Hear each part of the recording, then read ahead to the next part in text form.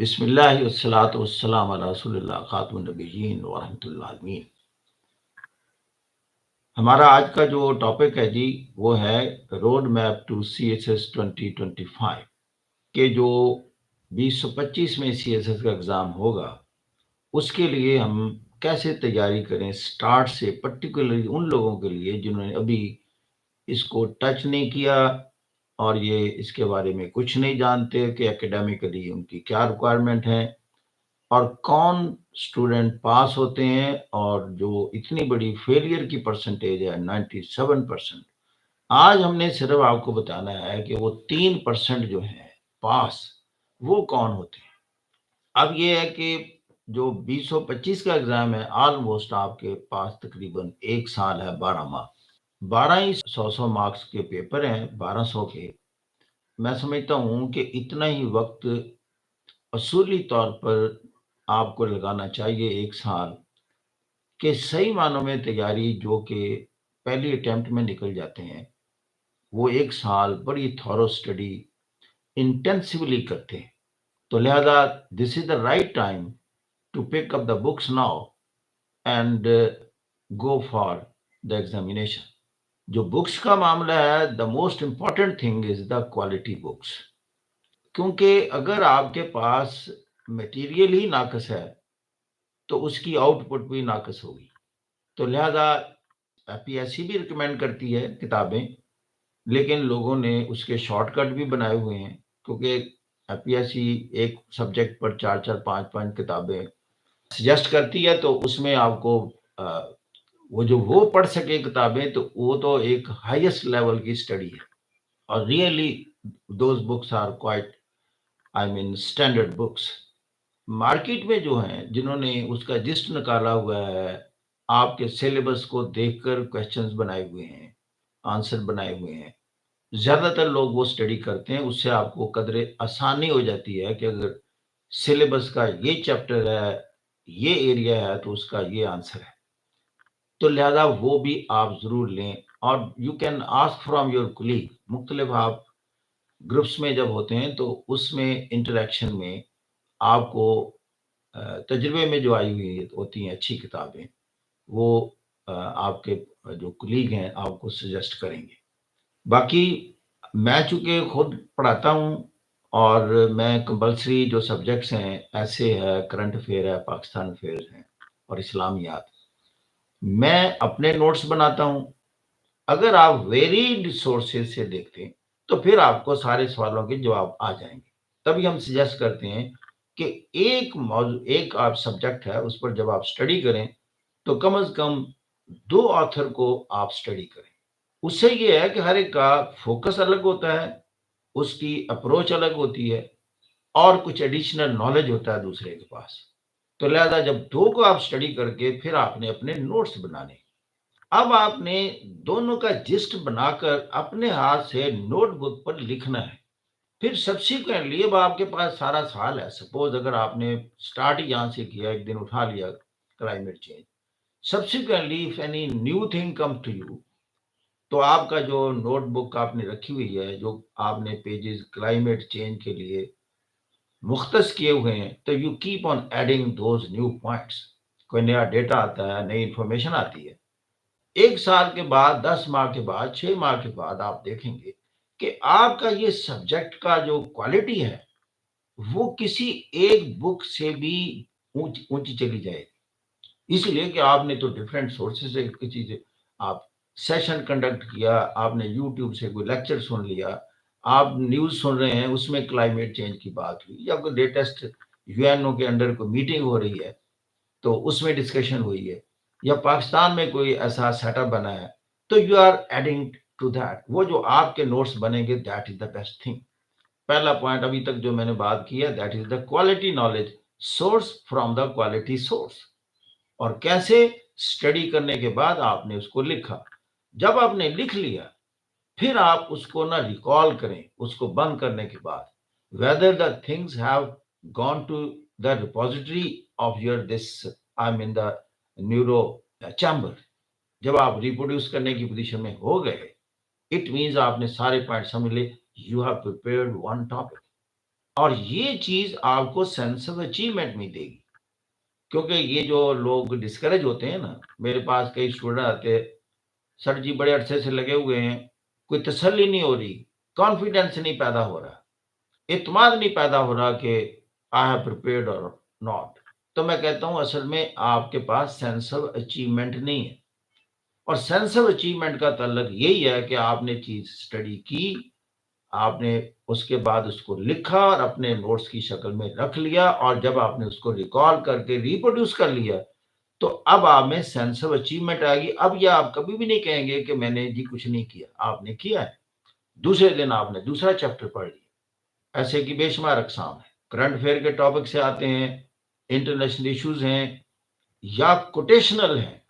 اگر آپ نے اس پر تیاری کی آپ کے پاس، تو آپ اس کو ریپروڈیوس کر لیا، آپ نے سمجھ لیا اس کی ٹوٹل آؤٹ لائن میرے پاس اتنی بنتی ہے، اس کا انٹروڈکشن میں نے ایسے کرانا ہے، اور اس کو اپنے آرگومنٹس کو فورٹیفائی کرنے کے لیے میں نے یہ آرگومنٹس ڈالنی ہے اس میں، اور پھر کنکلوژن تو سب سے آسان چیز ہے کہ جو کچھ آپ نے اوپر لکھا ہوا ہے اسی کو بریفسٹ ورڈز میں آپ نے ریپروڈیوس کرنا ہے ایٹ دا اینڈ۔ تو دس از یور ایسے، وہ بھی آپ نے بنا کے رکھ لی، اس کی آؤٹ لائن جب بنا لیں گے تو آؤٹ لائن پھر آپ اس کو ریکال کریں گے کہ یہ جو میں نے آؤٹ لائن بنائی ہے، ایک اس کی مثال کے طور پر آؤٹ لائن کی ٹوٹل سے 15 لائنز ہیں، تو ہر لائن کو آپ ایکسپینڈ کرنے کی پوزیشن میں پھر مائنڈ میں لے جائیں کہ جی اس کو میں کیسے ایکسپینڈ کروں گا، اس کو کیسے ایکسپینڈ کروں گا۔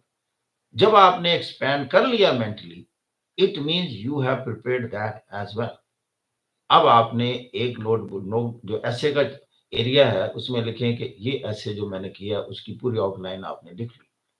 آپ نے کرنی ہے تھورو اسٹڈی۔ کامیاب ہونے والے جو 3% ہیں، ان میں جو سب سے بڑی صفت ہوتی ہے that is the level of urge and commitment. They are very much committed and dedicated. جتنا آپ میں یہ کمٹمنٹ لیول ہے، اتنا ہی آپ اسٹڈی کریں گے، اتنا ہی آپ ویریس سورسز کو کھنگالیں گے، ایسی ٹاکس کو سنیں گے، اور اپنا روڈ میپ جو ہے پریگمیٹک بنائیں گے۔ پریگمیٹزم کہتے ہیں کہ جو گراؤنڈ ریالٹیز ہیں، جو گراؤنڈ پر کوشچنز ہیں، جو چیز پوچھی جانی ہے آپ سے، آپ نے اس کے مطابق تیاری کی ہے یا you studied at your own. یعنی ہر ایک چیز کی پری ریکوزٹس ہوتی ہیں، اس ایگزام کے بھی پری ریکوزٹس ہیں، جیسے میں نے سٹارٹ میں کوالٹی نالج کی بات کی، کیونکہ this is not an ordinary examination. They are I mean selecting you to become the secretary to the government of Pakistan in grade 22۔ آپ یہ نہ سمجھیں کہ آپ کی سلیکشن 17 گریڈ کے لیے، اس لیے کہ جو آج سی ایس ایس کر گیا اس نے 22 میں جا کر ریٹائر ہونا ہے، 22 گریڈ میں ریٹائر ہونا ہے۔ تو دے آر ایویلویٹنگ یو کہ have you that much potential, I mean کہ you should be given the whole department of Pakistan. That's why the quality knowledge matters. پھر میں نے دوسری بات جو کرنی ہے وہ یہ ہے reading and writing to the maximum. اب کوالٹی نالج، اب دیکھیں نا بینچ مارکنگ ہم نے کیا رکھی ہے، بینچ مارکنگ رکھی ہے کوالٹی نالج۔ کتنا زیادہ سٹیمنا ہے آپ میں ریڈنگ کا، یہ سٹیمنا اسی میں ہوگا جو زیادہ کمیٹڈ ہے۔ تیسرا پوائنٹ ہے کہ آپ نے جو اب لکھ لیا اس کو آپ ایویلویٹ کروائیں۔ دو طریقے ہیں ایویلویشن کے۔ اگر تو آپ کسی انسٹیٹیوشن کو جوائن کیا ہوا ہے، کسی مینٹور کو جوائن کیا ہوا ہے، اس کو دکھائیں کہ جی یہ سوال کا اگر جواب ہو، is it the standard answer. یہ نہیں ہے کہ اگر وہ نہیں اویلیبل تو آپ کے لیے پاسبل نہیں ایویلویٹ کرنا، پھر بھی پاسبل ہے۔ وہ پاسبلٹی کیسے ہوتی ہے؟ وہ ہوتی ہے کہ سیلف ایویلویشن، کہ جس سورس سے آپ نے نالج اٹھایا ہے آپ اس سورس سے کمپیئر کریں کہ آپ نے اس کی تمام جو اسینشیل کانٹینٹ ہے، میسج ہے اس کا، جو اس کی اسپرٹ ہے یا اسینشیل پوائنٹس مینشن ہے، وہ سارے ریپروڈیوس کر دیے ہیں۔ دس از دا سیلف ایویلویشن۔ تو آپ اوریجنل سورس سے کمپیئر کر کے خود ایویلویٹ کر لیں کہ میں نے اس کے سارے پوائنٹس ریپروڈیوس کر دیے ہیں، اس کی ووکیبلری ٹھیک ریپروڈیوس کر دی ہے، میرے سارے اسپیلنگ درست ہیں۔ چوتھا پوائنٹ، روزانہ دیکھیں آپ نے ایک چیپٹر یا ایک کوشچن تیار کرنا ہے، वैसे ये कर सकते हैं कि आज आपने एक सब्जेक्ट का किया, कल आप दूसरा सब्जेक्ट उठा लें। महीने में अगर आप 20 भी तैयार करें, 12 महीने आपके पास, तो 240 टॉपिक, यानी हर सब्जेक्ट के 20 टॉपिक्स आप तैयार कर सकते हैं। और मैं समझता हूँ कि हर सब्जेक्ट के अगर 20 टॉपिक्स तैयार हो जाएँ, तो उसमें से 5 हर सूरत एग्ज़ामिनेशन में होंगे। ये नहीं हो सकता कि ना हो। अब ये मैं वो रोड मैप दे रहा हूँ, जो कि पाकिस्तान में टॉप 50 में आने वाला प्रोग्राम है। टॉप 50 मीन्स जो ग्रुप जाएँगे सर जॉइन करना, आप यू कैन जॉइन इट। 5वां पॉइंट है क्वालिटी मटेरियल, ये इसकी मैंने स्टार्ट में बात कर ली। 6वां पॉइंट है that is very important, that is the English language. अब ये जो टेस्ट है सीएसएस, ये ऑलमोस्ट इंग्लिश का है। अब आपने साथ-साथ, ये नहीं है कि पहले, कुछ लोग कहते हैं जी पहले तो आप इंग्लिश पढ़नी शुरू कर दें कि जी पहले तो ग्रामर पढ़ें, आप 4 माह ग्रामर ही पढ़ते रहें। इससे आप ना सेंस ऑफ अचीवमेंट से निकल जाएँगे। आप कहेंगे अभी तो मैंने सीएसएस का बाकी तो किया ही कुछ नहीं, वो तो सारे सब्जेक्ट ऐसे के ऐसे पढ़े हैं। आप नॉलेज गेन करते रहें, वो तो नॉलेज के पॉइंट है। लेकिन इसके साथ-साथ पैरेलल डेली जो चलना है आपने, यानी एक तो मैंने बताया ना एक दिन एक सब्जेक्ट के, ये इंग्लिश वो चीज़ है कि इसको आपने साथ-साथ रखना है, आखिर तक। इसमें क्या करना है, पहले आप सबसे पहले टेंसेस सीखने हैं आपने। फिर आपने नैरेशन, डायरेक्ट, इनडायरेक्ट 2-4 दिन इस पर लगाएँ, डायरेक्ट, इनडायरेक्ट पर लगाएँ। ये आपके प्रेसी एंड कंपोजिशन पेपर में नैरेशन का सवाल भी आता है 10 नंबर का। चंद दिन एक्टिव और पैसिव जो है वॉइस, इस पर लगाएँ। फिर आप प्रेपोज़िशन का चैप्टर देखें, कोई भी ग्रामर की अच्छी बुक लेकर। तो प्रेपोज़िशंस कैसे ज़्यादा से ज़्यादा जो स्टाइल हैं, वो आपके पास होने चाहिए। और फिर इसी तरह रोज़ाना आपके इडियम्स और पेयर्स ऑफ वर्ड्स, ये आप अगर देखें 5-5 रोज़ाना देखते जाएँ, तो आप देखें कि 1 साल में कहाँ आप पहुँच जाएँगे, आपकी वोकैब्युलरी कितनी एक्सपैंड हो जाएगी और आपका जो पैराग्राफ की अंडरस्टैंडिंग है, वो कितनी बढ़ जाएगी, इसलिए कि यही पेयर ऑफ वर्ड्स, यही अल्फ़ाज़ और ये इडियम उसमें इस्तेमाल होते हैं। फिर आता है जी 7वां पॉइंट है ऐसे। ऐसे का पॉइंट ये है कि इसमें एक पॉइंट होता है कि आपके पास ना कम्प्रीहेंशन हो उस टॉपिक की। अगर आपने टॉपिक को कम्प्रीहेंड नहीं किया, उसका मतलब ही नहीं सही समझा, तो आपका सारा ऐसे ही नल एंड वाइड हो गया। और ये कम्प्रीहेंशन होती है जब आपकी स्टडी बहुत ज़्यादा हो। तभी मैंने कहा स्टार्ट से स्टडी आपकी, ये ऐसे की क्वालिटी आपकी इम्प्रूव होगी with the passage of time.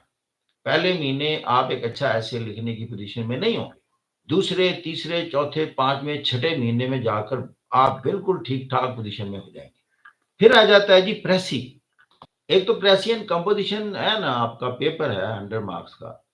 तो उसमें कई कहते हैं जी जो प्रेसी बनाना जिसको आ जाए तो वो समझें कामयाब हो गया। देखिए, या प्रेसी अगर नहीं बनाना आया तो वो जी नाकाम हो जाएगा सीएसएस में। ऐसे नहीं है। प्रेसी देखें 20 मार्क्स का एक क्वेश्चन है।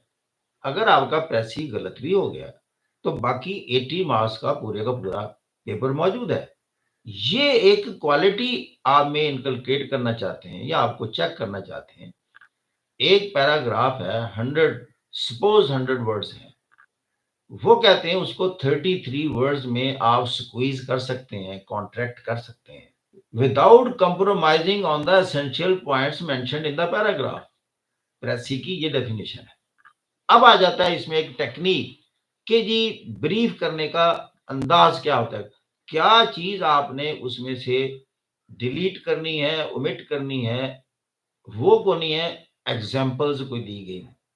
दूसरा एक स्टाइल होता है, वो मैं मिसाल के तौर पर पेश करता हूँ। कोई इवेंट है, माज़ी में कोई इवेंट है, उसमें लिखा है कि this happened in the year 1960, this again happened in the 1970, 1980 and 2022 as well.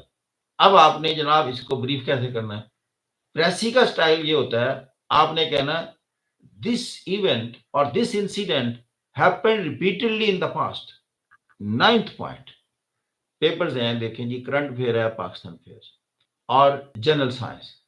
ये जो 3 पेपर हैं, 100-100 के 3 पेपर हैं, لیکن اس کا کمولیٹو افیکٹ لیتے ہیں وہ کہ اس کے 40% پاس مارکس ہیں، تو انہوں نے 120 والے کو پاس کر دینا ہے، یعنی ٹوٹل کرنا ہے انہوں نے ان تینوں کا۔ مثال کے طور پر اگر ایک میں آپ کا 0 آ گیا، نو پرابلم، باقیوں میں اگر آپ کا 60 آ گیا تو آپ تینوں میں پاس کاؤنٹ ہوں گے کہ جی آپ کے 120 جنرل نالج میں 120 آ گئے۔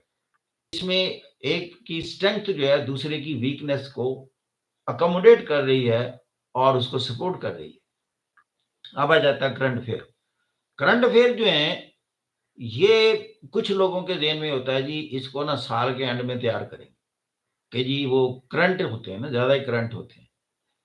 دیکھیں ایسے نہیں ہے دنیا میں کہ جی جو 2025 کے ایگزام کے افیئرز ہیں، ایشوز ہیں ورلڈ کے، وہ سارے کے سارے دسمبر میں پیدا ہونے۔ یہ میں بتاؤں دنیا کے ایشوز موجود ہیں اور 90% ایشوز وہ ہیں جو پرانے ایشوز ہیں، بڑی تھوڑی سی فردر ڈیولپمنٹ ہوتی ہیں۔ میں آپ کو مثال بتا دیتا ہوں۔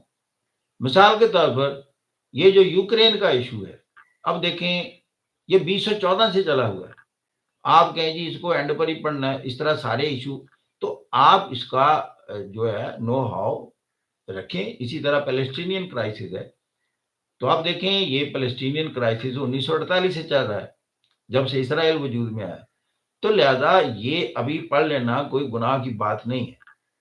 اگر اینڈ پر کوئی تھوڑی سی ڈیولپمنٹ ہوتی ہے تو آپ اس کو انکارپوریٹ کر لیں۔ اب میں کیوں کہتا ہوں کہ ابھی پڑھ لیں، وہی جو میں نے شروع میں پوائنٹ دیا، سینس آف اچیومنٹ، آپ محسوس کریں کہ میں نے بہت کچھ کر لیا ہے۔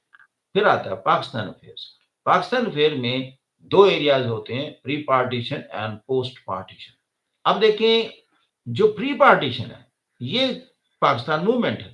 پاکستان موومنٹ میں ایک سوال ضرور آتا ہے، لیکن ایک بات کا جنرل سوال بھی آ جاتا ہے کہ آئیڈیالوجی آف پاکستان جو ہے یہ کیا چیز ہے، اور یہ سب کانٹیننٹ میں کیسے پیدا ہوئی، یا سب کانٹیننٹ میں ڈویژن کیوں ہوئی؟ Where as the Muslim lived there for 1000 years, they couldn't fuse with the Hindu community of the subcontinent. Why so? اب یہ ساری Pakistan movement at a glance آپ نے اس میں مینشن کرنی ہے۔ اب اس میں ویسے بتا دیتا ہوں پاکستان موومنٹ کے امپورٹنٹ ایریاز کتنے ہیں اور کیا ہیں۔ پہلی بات، بنیادی طور پر جو فیکچول پوزیشنز ہیں جو ریسنٹ پاسٹ کی ہسٹری میں جو ریسنٹ پاسٹ میں آتی ہیں، پہلی ہے Urdu Hindi controversy, you should know that, یہ سید کے دور کی بات ہے، تو سید کی contribution that must be in your knowledge. پھر جو اسلامک اوریجن کا ہمارے ریفارمرز ہیں اور انسٹیٹیوشنز ہیں جس میں شاہ ولی اللہ، ندوہ اور دیوبند، انہوں نے مسلمانوں کو اسلام کے فالٹ لائن پر قائم رکھا، مینٹلی اس کو اسلامک اسکول آف تھاٹ سے جوڑے رکھا، یہ ان کی بہت بڑی کنٹریبیوشن ہے۔ پھر آ جاتا ہے پارٹیشن آف بنگال، اور اس کے بعد ہی مسلم لیگ بنتی، تو یہ ویری امپورٹنٹ۔ اور پھر آپ دیکھتے ہیں خلافت موومنٹ۔ اب یہ چیز، اس خلافت موومنٹ نے کیا سب کانٹیننٹ میں مسلمانوں میں صلاحیت پیدا کی اور کیوں ہوئی، ان کی جو دین کے ساتھ، اسلام کے ساتھ اور یونیورسل جو ایلیمنٹ ہے مسلمانوں میں، دنیا کے کہیں بھی مسلمانوں کے ساتھ کچھ ہوتا ہے تو اس کے ریپرکشن سب کانٹیننٹ پر ہوئے ہیں، تو یہ وہ ریپرکشن کی مینیفیسٹیشن ہے۔ تو اس کے بعد پھر آپ دیکھتے ہیں کہ سیپریٹ الیکٹوریٹ کی بات ہوئی، جو پارٹیشن آف بنگال کے بعد، اور جو ایک ایجیٹیشن ہوتا ہے against the partition of Bengal, اس نے مسلمانوں میں پہلی دفعہ احساس پیدا کیا کہ Hindu they believe is different community, تو we should be different politically as well, کیونکہ انہوں نے ہمارے خلاف ایجیٹیٹ کیا، تو پھر انہوں نے مسلم لیگ بنائی اور سیپریٹ الیکٹوریٹ کی بات کی۔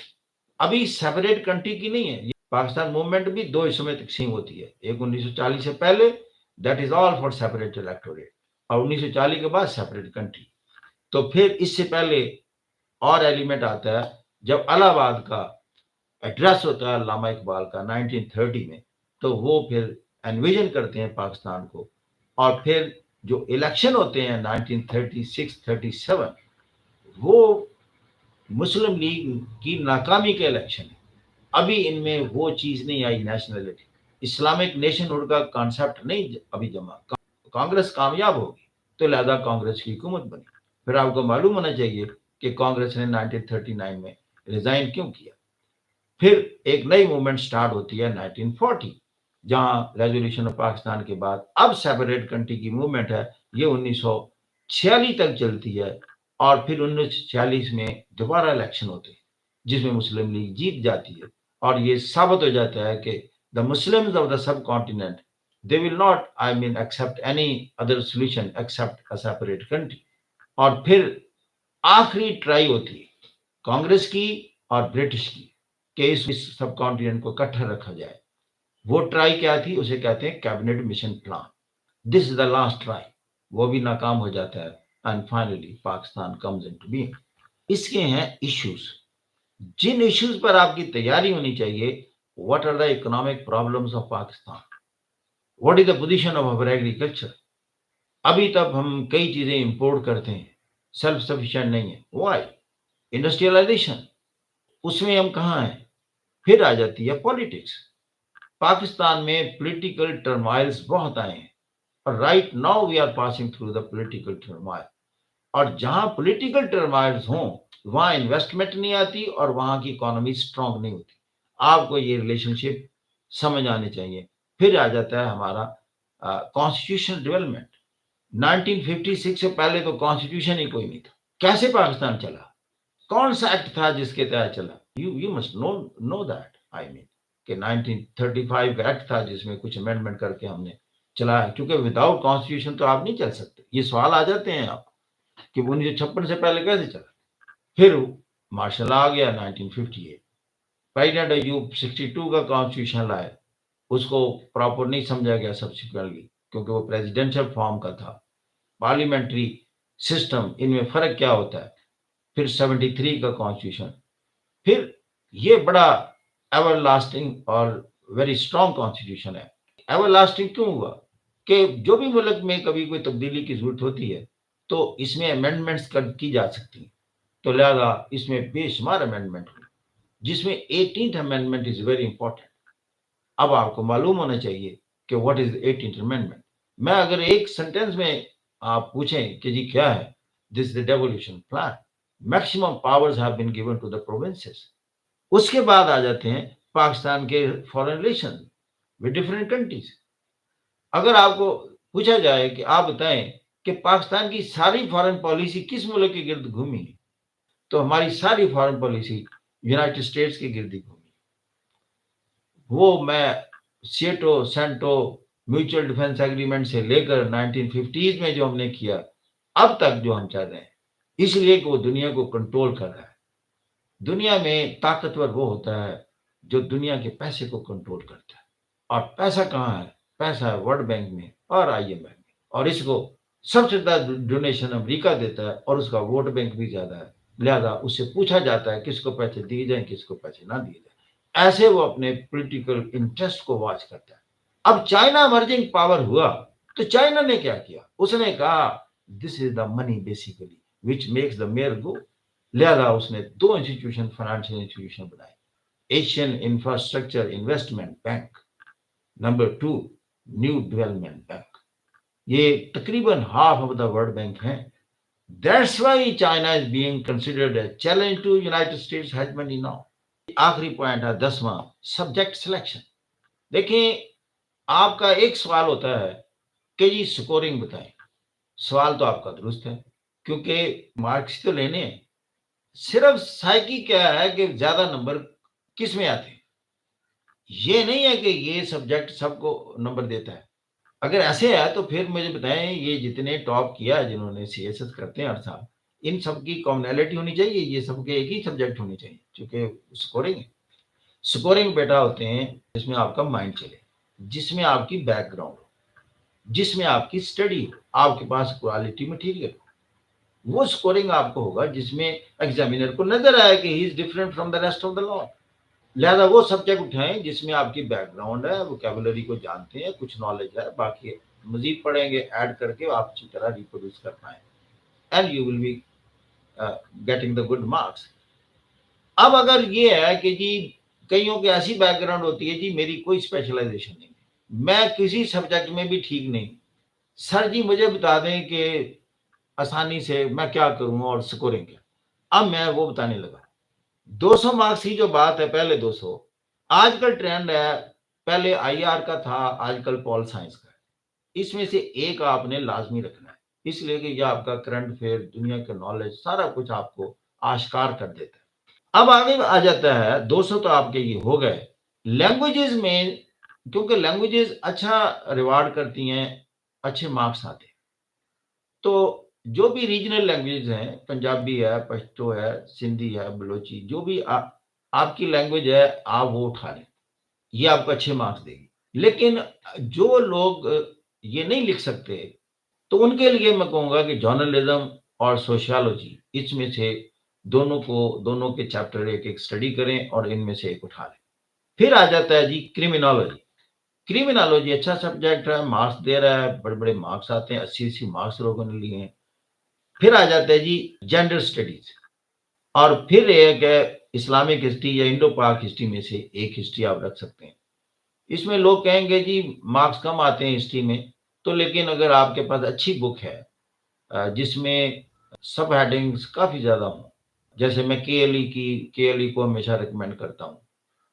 یہ بنگالی رائٹر ہیں بڑی اچھی بریف بھی ہیں اور بڑے سب ہیڈنگ کے ساتھ ہیں تو یہ دونوں ہی ہسٹریز آپ کو سجیسٹ کریں گی. اسلامک ہسٹری آپ کو اسلامیات میں بھی سپورٹ کرے گی آپ کو اور بھی کئی اینگل سے کرے گی اور انڈو پاک ہسٹری بھی آپ کو سپورٹ کرے گی یعنی کمپلیمنٹری ہیں. دس از آل فرام مائی سائڈ.